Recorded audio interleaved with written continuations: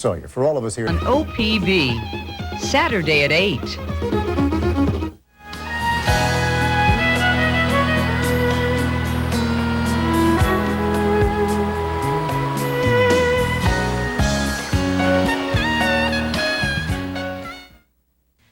Funding for the MacNeil Lehrer NewsHour has been provided by the professional contractors of NECA and union electricians of IBEW Local 48, providing vision for the future.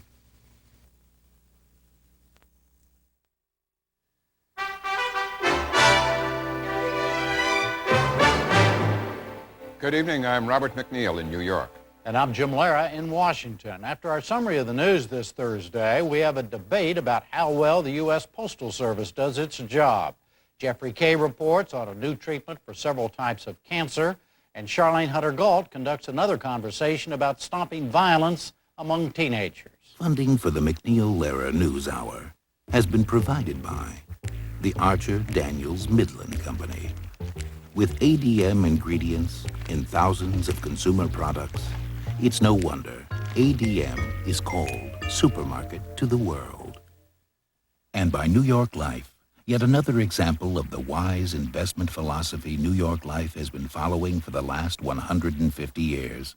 And by the Corporation for Public Broadcasting, and by the annual financial support from viewers like you. The State Department announced this evening that a deal has been struck to free American Army pilot Bobby Hall.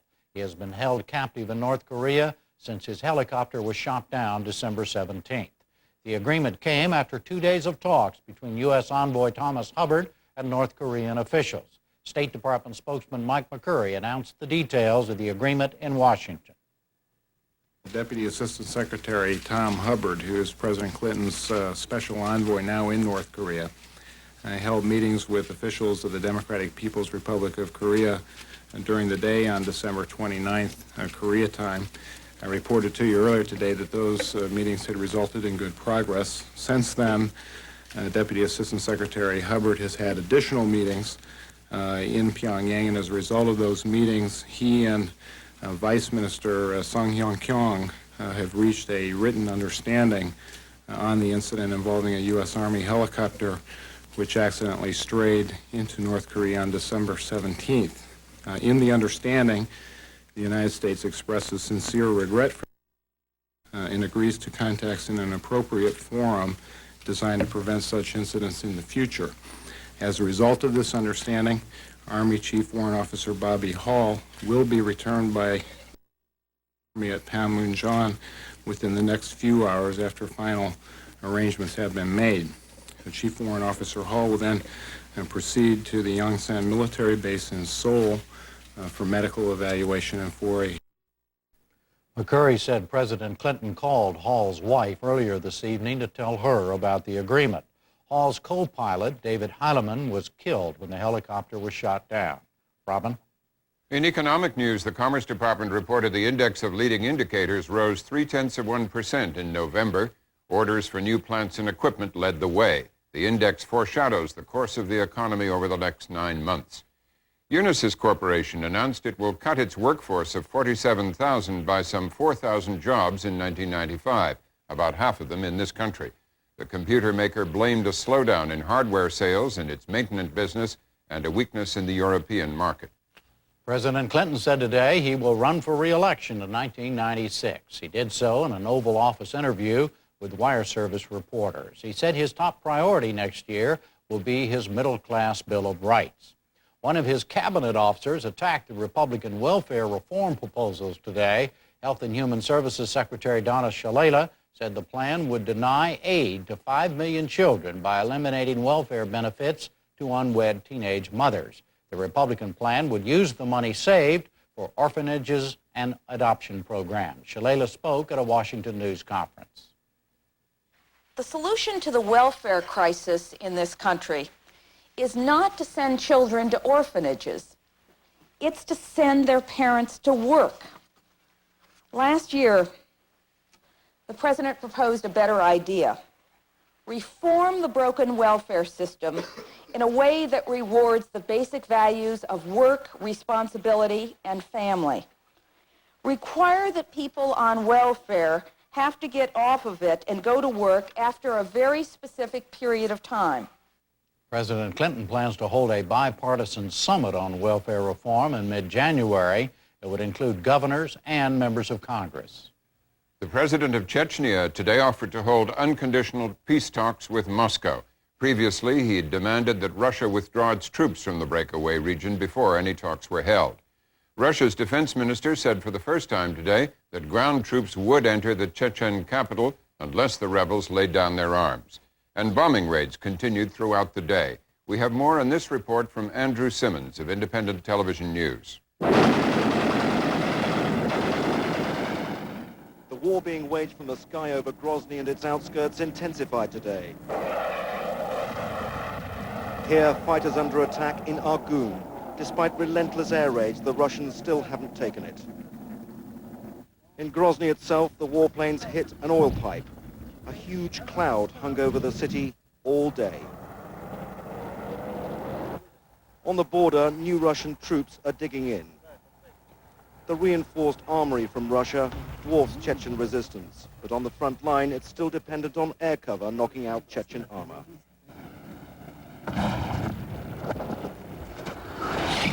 Another bomb misses its target. The Russians claim their warplanes are now using laser-guided missiles. But on the ground, the damage does still appear indiscriminate, and Chechen officials claim the civilian death toll has risen steadily since President Yeltsin's assurance that he wouldn't hit non-strategic targets. Every day it gets worse for the people of Grozny, and every day there's more grief. Moscow has asked for United Nations help in dealing with refugees from Chechnya. Secretary General Boutros Boutros-Ghali said up to 60,000 people have fled the fighting into neighboring republics. He said aid deliveries would begin as soon as the refugee commissioner finished a mission to the area. The Clinton administration announced today all of the Haitian refugees at Guantanamo Bay will have to return to their country. A State Department spokesman said the situation there has dramatically improved since President Aristide was returned to power in October.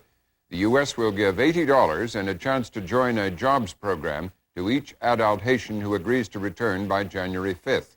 More than 4,400 Haitians remain at the base in Cuba. That's our summary of the top stories. Now it's on to the Postal Service, a new cancer treatment, and curbing teenage violence.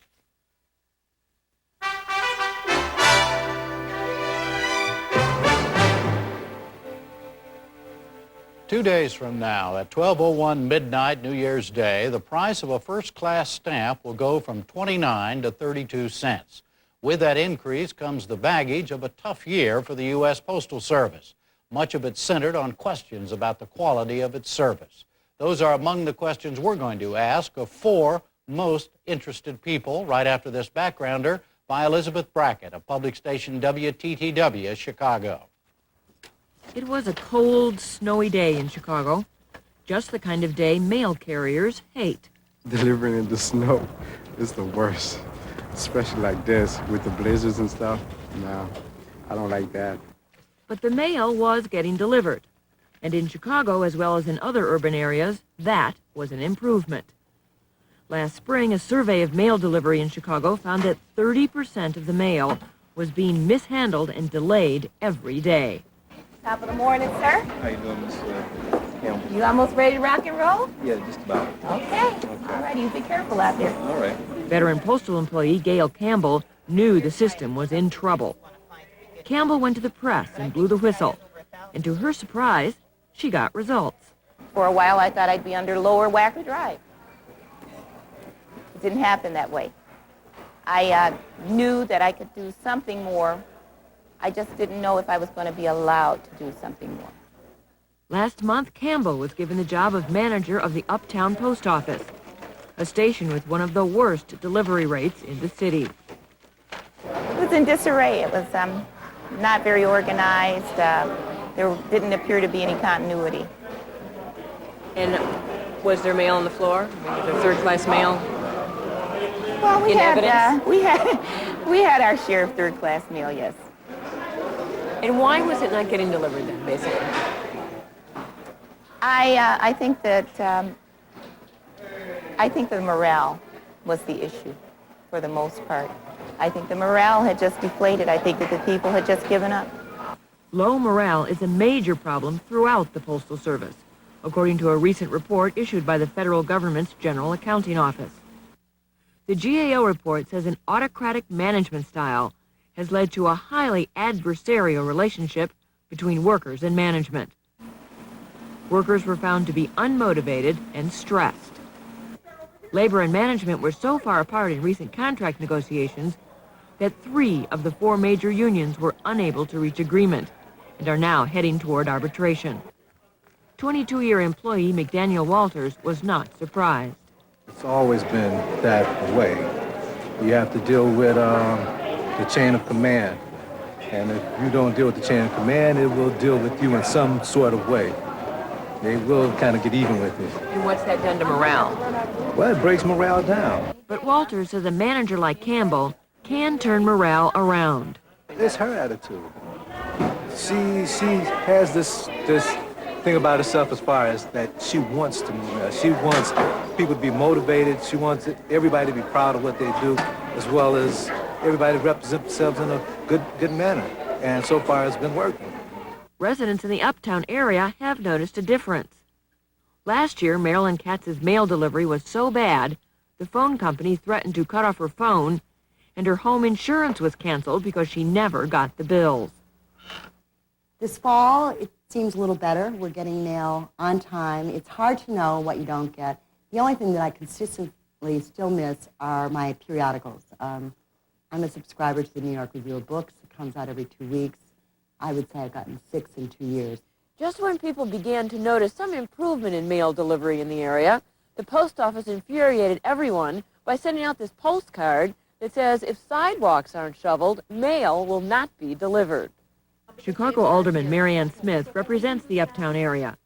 She has been documenting her constituents' complaints about poor mail service for the past 6 years. She says people were outraged by the postcard and its timing, sent out just as proposed rate hikes were announced. What an insult to the consumer to say, you must pay, and to business, you must pay more money. We haven't fixed the post office yet. In fact, we are hardly admitting that there's a problem. You know, I don't really hear a lot of admitting that there has been a problem. I don't see any evidence of an authentic professional analysis of what's the underlying problem here. And then sending out postcards saying, shovel your snow, and saying, oh, by the way, you're going to pay more. The proposed increase from 29 cents to 32 cents for first-class mail was not a big hit with customers at the Uptown Post Office. I'm willing to pay if the service is good. But the service has not been good. There has been some improvement, it looks like, in this local station that we're standing in front of right now. But if my mail is coming at 7:30 at night and my stamps are getting lost in the mail, it's going to happen 2 times out of 3. There are 100 stamps missing right now. I don't know what the need for the rate increase is, but I can't believe that's going to improve the service. We'll have to pay it. We don't have an option, but I'm not pleased. But there are options. New technology such as faxes, 800 numbers, and email, plus private delivery services like Federal Express, have meant a 23% drop in business-to-business mail for the post office in the last 6 years. New business owner Jim Licata started a business importing greenhouses from England 2 months ago.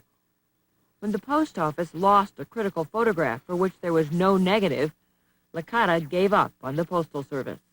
Until we see a demonstrated improvement in reliability, we cannot use them for important pieces of mail. How frustrating is this? It's terribly frustrating. It's disheartening. Is a better word to describe it, because you count on certain things being available in this country when you start a business, and the post office is one of those things. The Postal Service lost close to $1 billion last year and says the rate hike, the first in 4 years, is essential. And service improvements are promised. In Chicago, 500 new carriers have been hired, and routes are being adjusted for the first time in 20 years. Now, 4 views on the Postal Service. Mike Coughlin is Deputy Postmaster General of the United States Postal Service.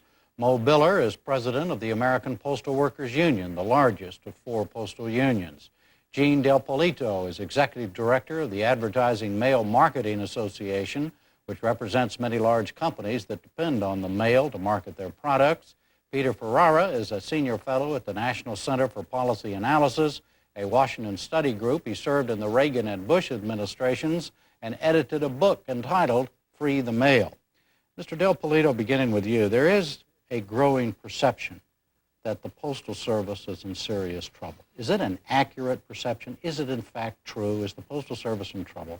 I think it is. If you take a look at the way the Postal Service is structured today, the legislation that frames the way the Postal Service does its business, I think if you take a look at that law, if you take a look at the experiences the Postal Service has had over the past year and even years before, it clearly is structured not to be able to survive in today's very competitive communications environment. But it's a simple matter to the average person of mailing something and paying a certain price and getting that whatever it is, a letter or a package delivered. Is it in trouble?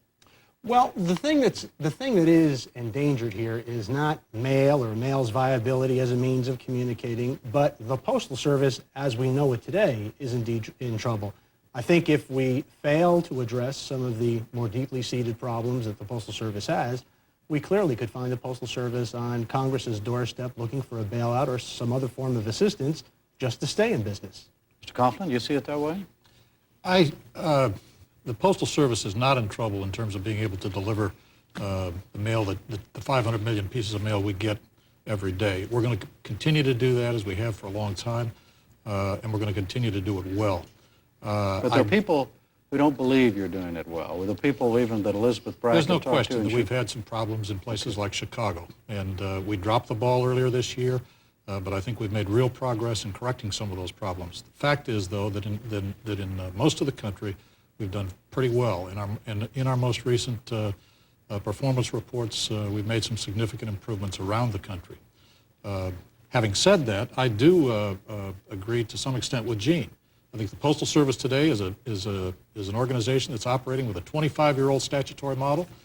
It was fine. In the law, yeah, okay. It was fine in 1970, but I'm not sure at all that it fits the competitive environment we operate in the 1990s, and it may be time to take a look at it. Do you agree, from a worker's point of view, from labor's point of view, that it's time to look at this whole thing and maybe redo it? Well, it may be well to look at it. I'm not convinced that much has to be redone. I'll admit there are problems, but bear in mind we're still the cheapest stamp in the entire industrialized world. We handle more mail than more than 40% of all the industrial nations combined. And in terms of being the cheapest stamp, the closest is Canada with 33 cents. However, if we look at other industrialized nations, Japan, excuse me, is 81 cents for first-class letter. Germany is 64 cents. And you compare the geography of those countries with that of the United States, kind of in the billiard way you can put it in the side pocket of the United States geographically. That's how small they are. There have been problems in major metropolitan areas, but they're also part of the infrastructure problems. For example, and I think Mr. Coughlin should know this, when you're driving to, for example, to Dulles Airport on 66, or that's here in Washington, on Interstate 66, okay. Or in New York City on the Long Island Expressway, nobody moves out of the way of that vehicle because it's the United States Postal Service vehicle. You don't have a red light. That's right, and it can miss dispatches and the airlines, etc. Then when the airlines are in a holding pattern, the mail is on there and the mail can be delayed. It's not all the fault of the Postal Service. There have been problems in major metropolitan areas, and they're improving, and we're trying harder for that.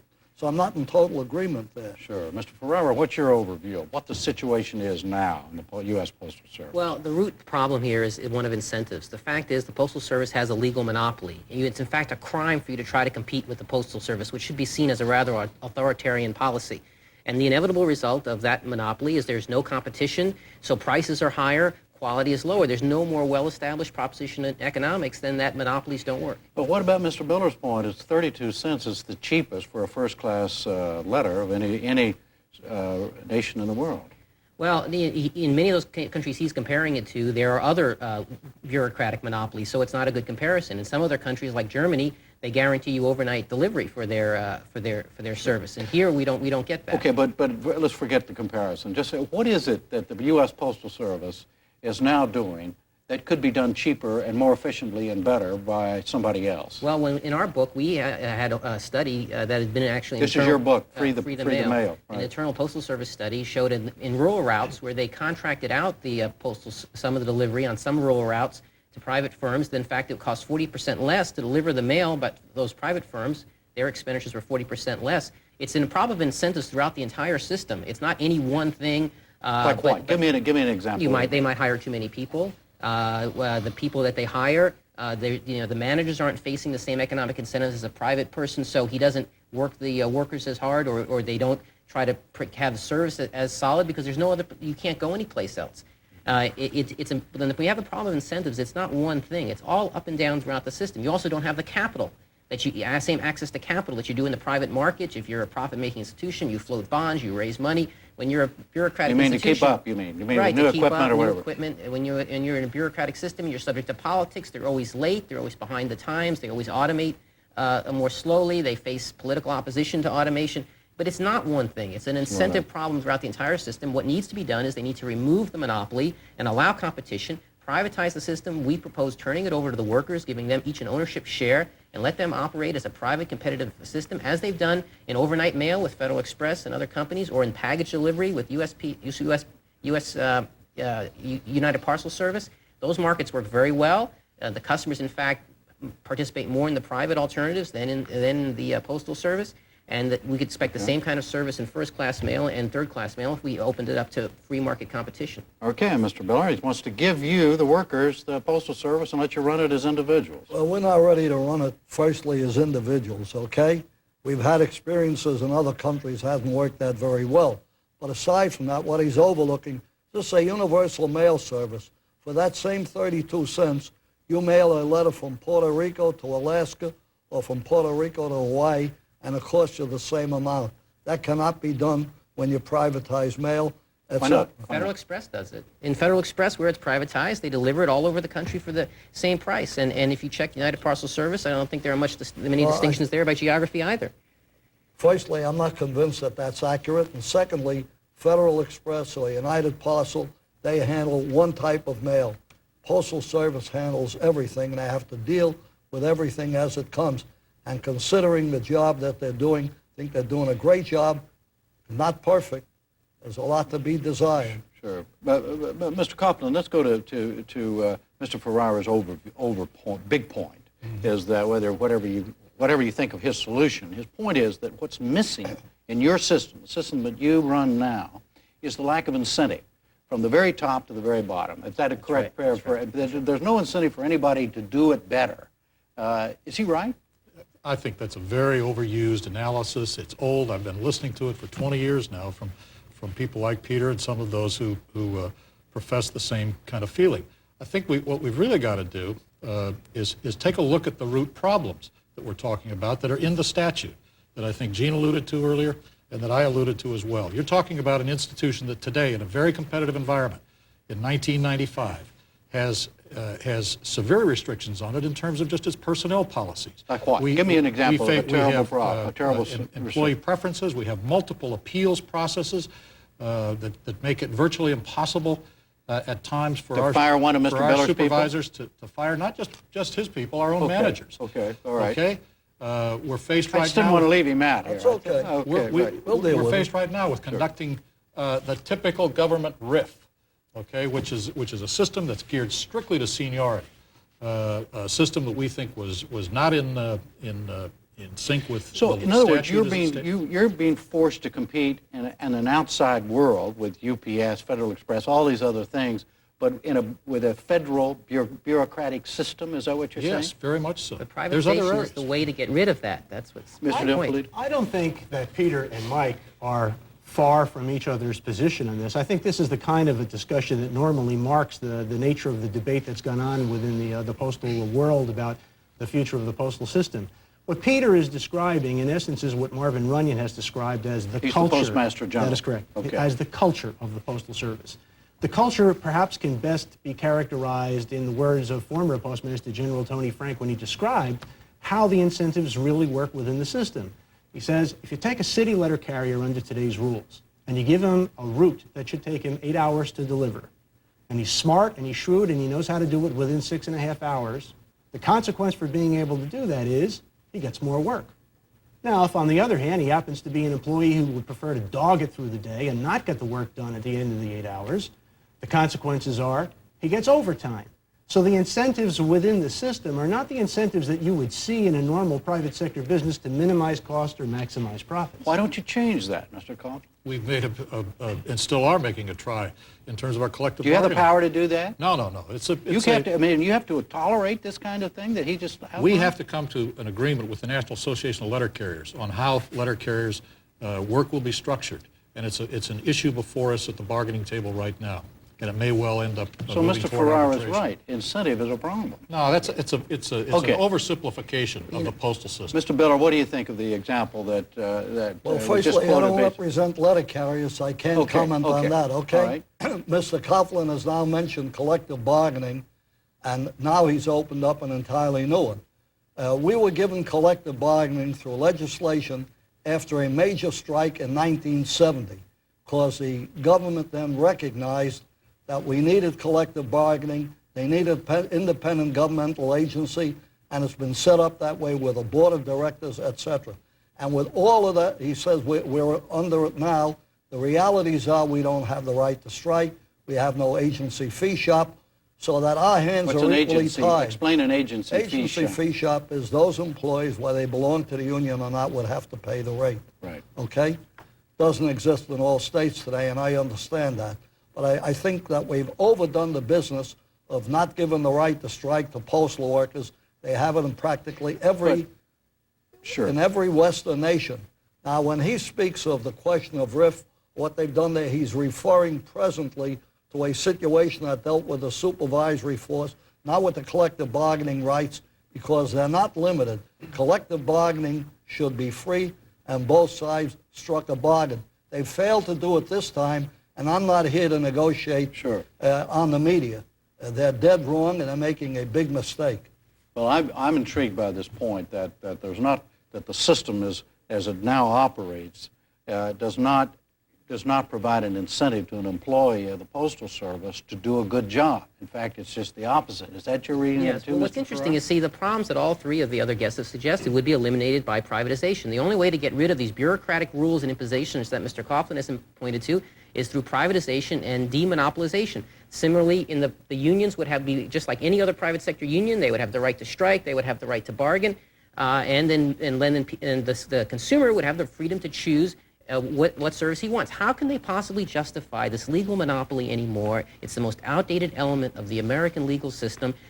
Everybody else in America has to compete, has to earn their way. Why shouldn't the Postal Service have to compete as well? Mr. Dil you have a solution that's kind of in between this. Explain that. It's to make it competitive, but still locked into the federal government. Well, privatization is a code word. It means many things to many people. But there's certainly, I think what we've described here is a system that needs some fundamental change and fundamental reform. When you take a look at the way other countries... Mr. Biller doesn't quite agree with that, but go right ahead. Okay. When you take a look at the way other countries have tackled this particular problem for their postal systems, they've more or less chosen a middle road. One might call it a deregulation road, one might call it corporatization, but a restructuring of the fundamental enterprise so that you can inject the basic elements of competition. How would you do it? How would you well, do it? for instance, I think we already have an excellent model with the Federal National Mortgage Association. Fannie Mae. It is a government-sponsored corporation. The government remains the single largest stockholder as well as a major stakeholder. But Fannie Mae operates in a competitive environment, and it makes is free. its own decision. Makes its own business decision. decisions, and it is free of all of the constraints that the Postal Service labors under today. Today we're talking about a system in which the Postal Service has virtually no power over the way it structures its products and services, how it renders those products and services, how it prices those products and services, how it compensates its employees. But at the root of all those problems is one of the elements which Peter alluded to earlier, and that is the letter mail monopoly. It is because of the monopoly that the Postal Service remains so constrained. Today, it is a millstone. Previously, it may have been a blessing. Today, it is a curse. Do you agree? Is it a curse to have a monopoly on individual letters? Absolutely not. It forms the economic foundation. In what for way? us, for us to provide a universal delivery across this vast country of ours. We made mention earlier of FedEx and the job they do. I heard just before Christmas a FedEx official on television cite the fact that they were going to deliver a record 3 million pieces that day. My point here is that 3 million pieces is fine and they do a good job. The fact is we deliver over 500 million pieces a day to 110 million addresses, and we do that 6 days a week, and we cannot do that economically with the kind of infrastructure that's necessary for that without the monopoly. And that's where the 32 cents comes in, right? You're absolutely So right. I want to make a point on that. Sure, okay. If I may. Sure. And they're overlooking this. The Postal Service has been used by the federal government as a cash cow. Since 1986, we have been taxed to the point of about $7 billion, the equivalent to a little more than 7 cents on a first-class piece of mail. Postal Service is supposed to break even over a period of time. Yet over these last 7 or 8 years, they've had to throw money into the federal budget, which now adds up to some $7 billion. That's wrong. It's unfair. It shouldn't be done. And my statement is that this cash cow has no more milk to give to own up to a budget that's overstretched in other areas. We'd actually have cheaper service by far. Nobody would be able to compete with us. Let me come back finally. We just have a few, less than a minute left, to the present. Mr. Copeland, the 32 cents that you're going to get for these first-class mail, for the first-class letter as of 2 days from now, what is that going to mean? Other than having to pay it on the receiving end, what's it going to result in terms of for the consumer, the average person mailing letters? Well, you're going to see, and I think you're going to see this almost irrespective of the 32 cents. You're going to see service improve as it should have over the past year. It's going to continue to improve, and it's going to get more consistent. And that's what we're going to provide over the next year. And all of that is in place? It's coming there, yes. Does it look that way to you from the outside? I think you're going to see a recurrence of the same problems we've experienced in the past because we've done absolutely nothing thus far to address the true root underlying problems of the postal system. They promised improved services every time they raised the rates, and then the improvements never come. I mean, the Postal Service delivers 500 million pieces because they make it illegal for anybody else to deliver it. That's no justification Well, it's only for anything. first and third class mail. It's not all of the mail that's covered by the monopoly. I think you're going to see an improvement. I still say it's the cheapest in the world, and it's the best buy today. We're going to end where we began with complete disagreement. Thank you all four very much. Still ahead on the NewsHour, proton therapy for cancer and limiting teenage violence.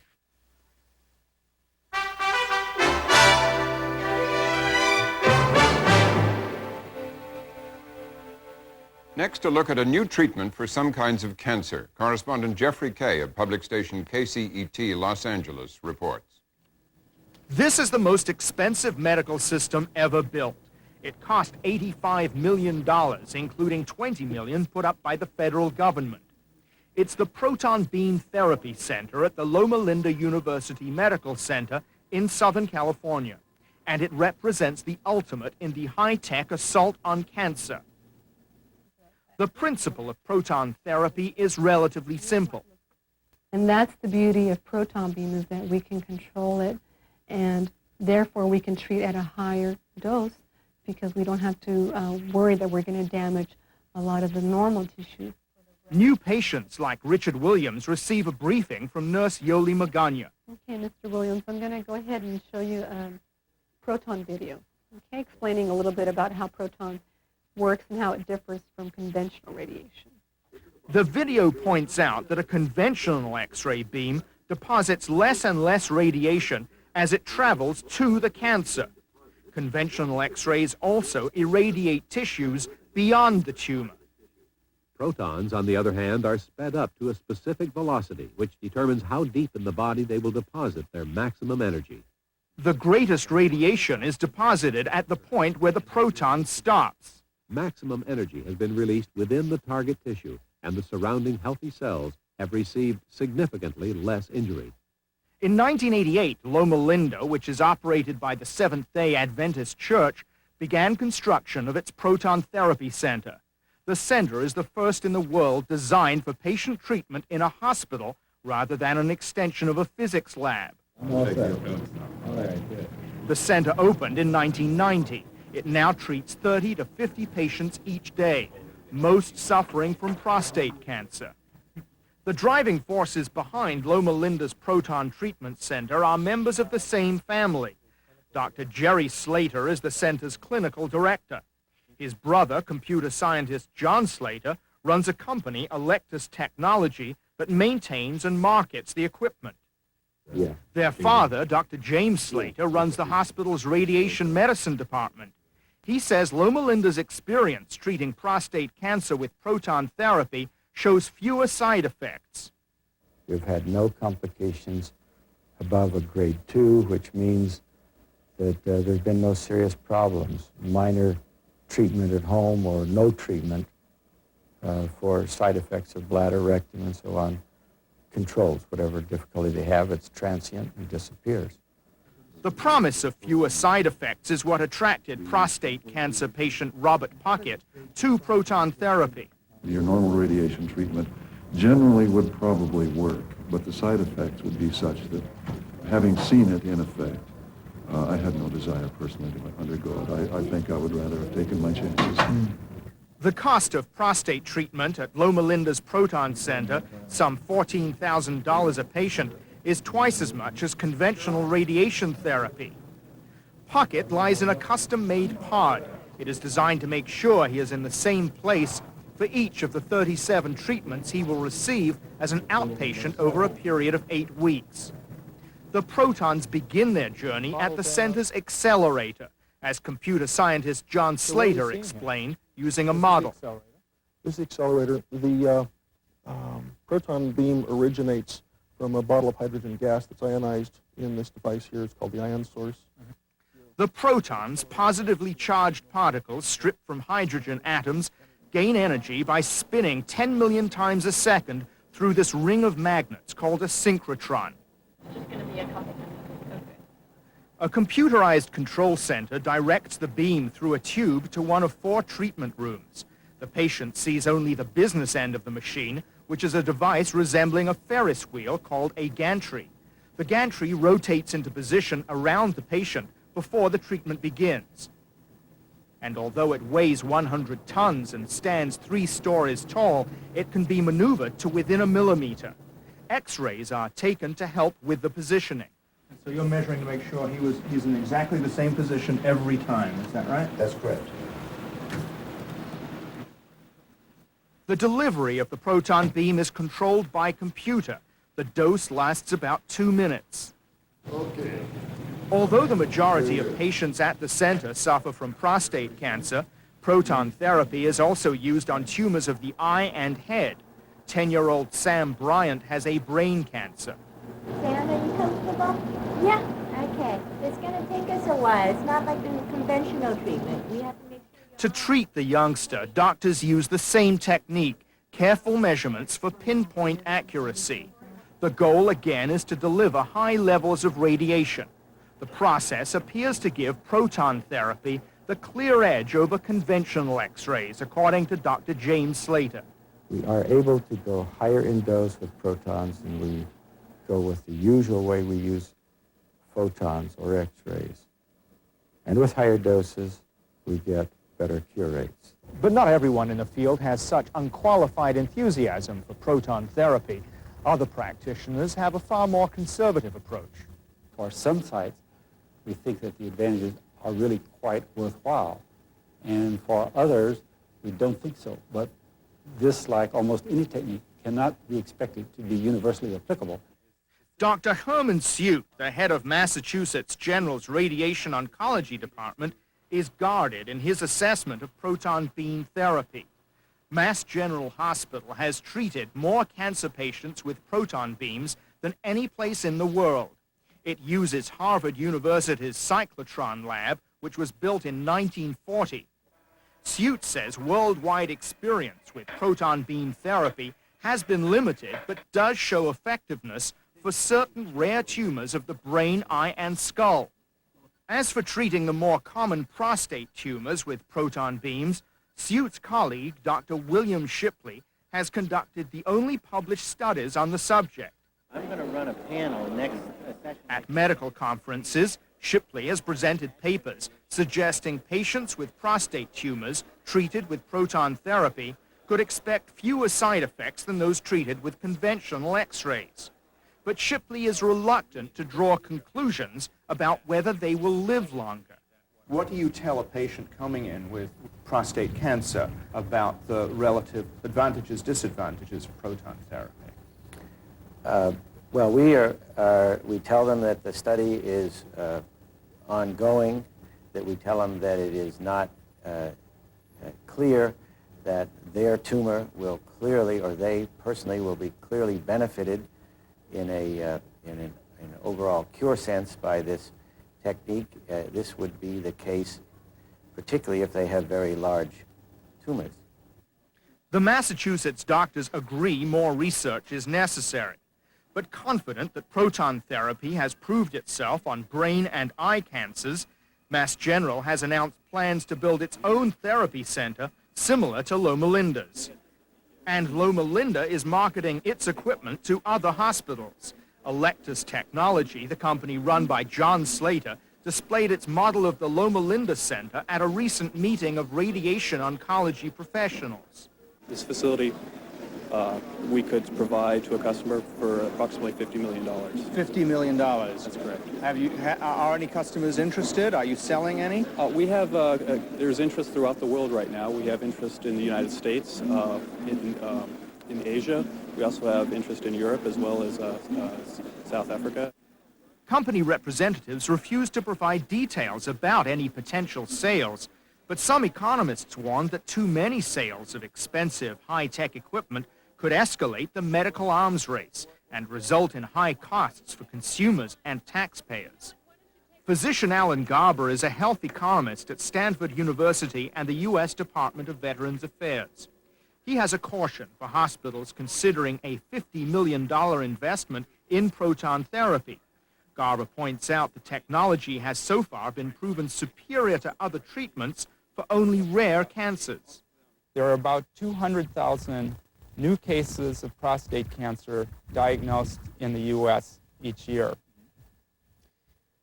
Think about the pressures to see if a new treatment like this can work in conditions that are far more common than those for which it has initially been proven effective.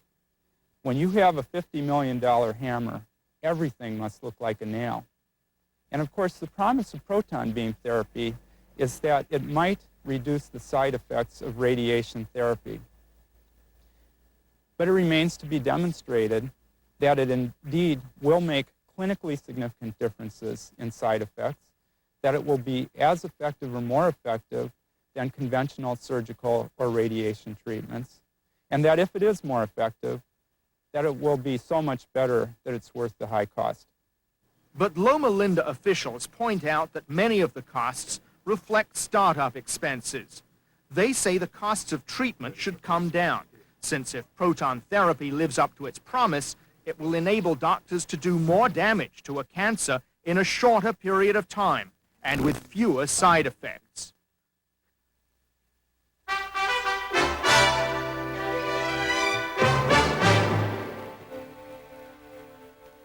Finally tonight, teenage violence. Next month, public television, in cooperation with a coalition of private groups, will launch a multi-year effort to deal with youth violence in our society. The NewsHour examined the problem last summer. Charlene Hunter-Gault spoke to people with new approaches. Here's a second look at one of those conversations. Is that fair? Yes. She has a reputation as a tough, no-nonsense judge. You do not want to come back here and deal with me because I have a long memory, and I will remember that we had this conversation. You understand that? Yes. Glenda Hatchett Johnson is chief presiding judge of the Fulton County Juvenile Court in Atlanta, Georgia. She's earned a reputation for innovative efforts aimed at breaking the cycle of violence among the young people who come into her courtroom.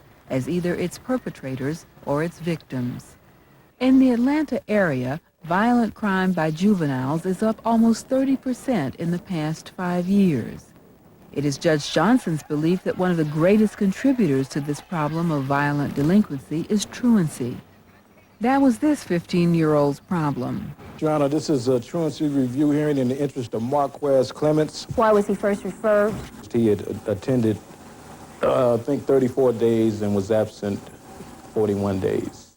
All right, now, if I let you off of supervision today, do I have your word that you are going to continue to get good grades, no more D's and F's, and that you're going to get your life together, keep your life together? Yes. All right, you understand your word is your bond? Yes. All right, and you understand that you seal that with a handshake? Yes. All right, no wimpy handshakes. No. Come on, firm handshake. Look me in the eye. All right. Now, you've given me your word.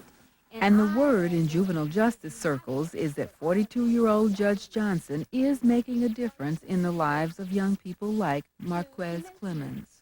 We talked with her recently about how she sees the problem and the solution. Judge Johnson, thank you for joining us. Thank you. What do you think accounts for the growing incidence of violence among young people? It is a very complex problem. It's a problem that didn't just happen overnight, but from my experiences, I think too many of our children, frankly, are raising themselves. We've lost a sense of an extended family that you and I and so many others grew up with. If I had to point to one thing, if I could change it, that I think in and of itself would make a radical difference in what we're seeing with violent offenders among our children, it would be the drug epidemic. With drugs came weapons, and with weapons we saw a surge in violence among our children. And so something that might have been settled as a fist fight 10 years ago, kids aren't settling that way anymore. What is the typical kid, if there is such a thing, who comes before you today? And is he different, or she from, say, 5 years ago or 10 years ago? I've seen the gamut. I have seen the gamut from a child who I really felt sincerely was remorseful and got in over his head. But I've also seen a 15-year-old paid assassin. And the child... A 15-year-old paid assassin. Absolutely. Very sad situation. A drug dealer had been in a fight with a competing drug dealer over turf. The 15-year-old was paid $1,000 to go in and finish him off. Was given a gun, told to go to the hospital, and put the gun to his head. He was charged with attempted murder because, fortunately for the victim, he didn't understand enough about anatomy and put the gun to his head in a way that the gun did not penetrate his brain. But the point is that you then have a 15-year-old who was willing to take $1,000 to end someone's life. The drug dealer who paid him could care less about that child. He's not going to be charged with first-degree murder. He really doesn't care about what happens to that child. $1,000 is a lot of money for a child. But that child then doesn't have the reinforcement of whatever values you bring to bear that would tell you that even for, there's no amount of money that's worth taking someone's life. We get that kind of case. The other extreme to that is a case, I think about this child quite often. When I first came to this bench, who was charged with first-degree murder, and who said, "Judge, I'm not going to lie. I did kill him." Shot a man with a .357 Magnum. But what we have to really understand is that there was a time when this child was 13 that he was a good kid. And you have to wonder how you move from having a good kid at 13 to having a child that sits before you on first-degree murder charges. And I will tell you that I have thought about that child over and over and over again. And that was an impetus really for me to decide that we have to do something far more aggressive, much, much earlier in this whole cycle of dealing with children. And that child was really the impetus for the Truancy Project. Well, tell me quickly what happened to him, and then I want to know about that. What happened is that we sat in the sentencing, hearing, and his mother, and I remember it vividly, sat there crying.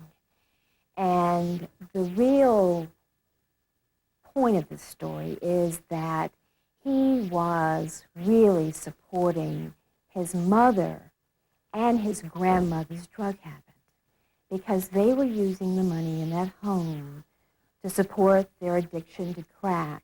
And that's why those precious children were without food and without lights.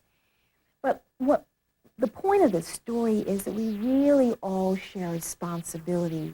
It is easy for us to look at this 15-year-old child and write him off as a thug and worthless, but we have to take responsibility for how he got there. In other words, there were a lot of places that we could have intervened in his life before he got to me on first-degree murder charges. Tell me about the Truancy Project and why you feel so strongly that this is a key. What is it? The Truancy Project is an initiative that started with the local bar association.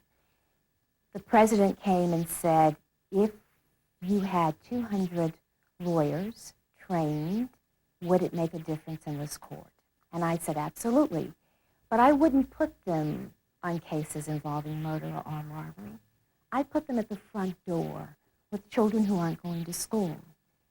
There was method to my madness because I know that the Justice Department studies tell us that a child who graduates from high school is far better off. A child who drops out is 3.5 times more likely to have a criminal record than a child who graduates. That's compelling from where I sit. We've got to get these kids off the street.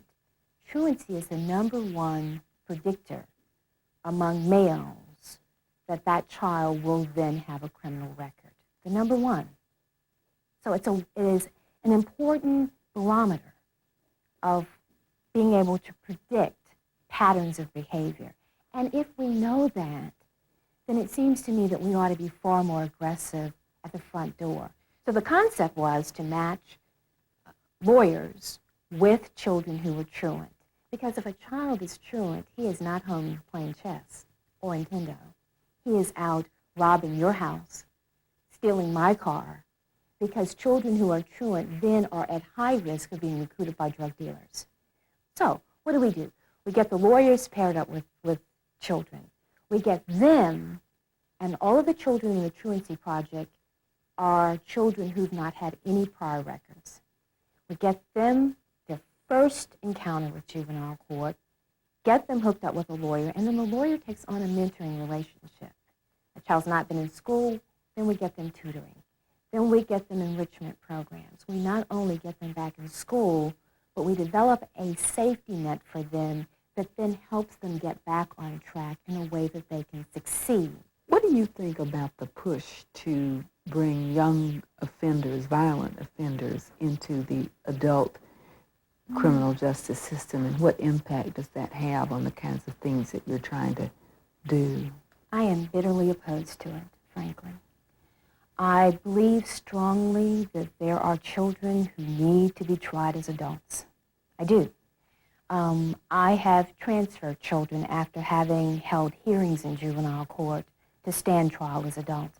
I think it needs to be a case-by-case determination so that you can look at all kinds of considerations. What we really want to do is we want to figure out what can we do to get that child's life back on track. The other question is, what makes us think that that's going to solve the problem? We haven't done a good job in rehabilitating adults in our adult system. I don't know that transferring children into that system will make it any better. So what is the answer? You think there is a solution? Absolutely. What is it? I always look at it as in the situation, I don't care how bad, that there is always hope. I think that ultimately we have to acknowledge that the juvenile justice system in this nation is archaic and in too many ways ineffective. It was designed at the end of last century for a very different set of problems, a different kind of society. And it is archaic in the way that it is not designed to be responsive to the critical problems that we're facing. And that's why I believe so strongly that we cannot just wait until we get to the discussion about 3 strikes and you're out in this country, which I am really troubled by. I think that we have to have some serious discussions about what we do before strike 1. That's why this Truancy Project is important to me, because there are a whole lot of kids now who we're going to get to who will never be caught up in a discussion of any strikes. And I think it's worth it. Well, Judge Johnson, thank you. Thank you. Thank you very much. Thank you.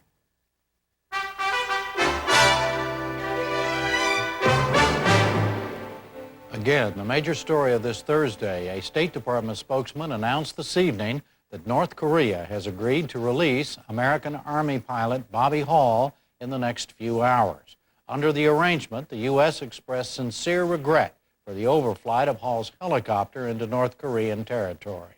Good night, Robin. Good night, Jim. That's the NewsHour for tonight, and we will see you again tomorrow night. I'm Robert MacNeil. Good night. Funding for the MacNeil-Lehrer NewsHour has been provided by the Archer Daniels Midland Company.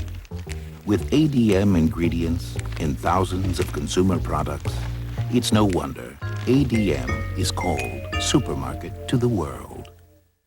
And by New York Life, yet another example of the wise investment philosophy New York Life has been following for the last 150 years. And by the Corporation for Public Broadcasting, and by the annual financial support from viewers like you.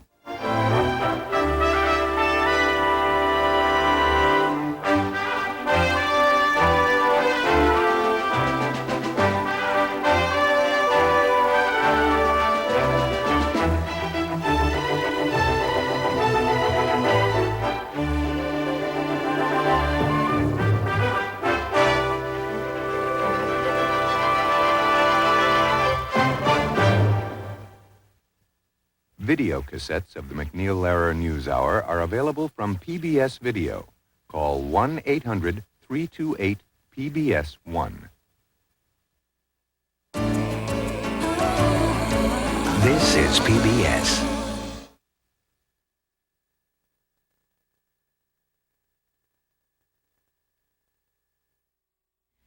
Funding for the MacNeil-Lehrer NewsHour has been provided by the professional contractors of NECA and union electricians of IBEW Local 48, providing vision for the future. Woo! Shower with Mother Nature in steaming spring water heated by the fires at the core of the earth. Visit the scene of a 19th century shootout. Spend 5 days where your car can't go on the wild Owyhee River. Join us in one of Oregon's most mysterious roadless areas, the canyons of the Owyhee, on Oregon Field Guide tonight at 8:30.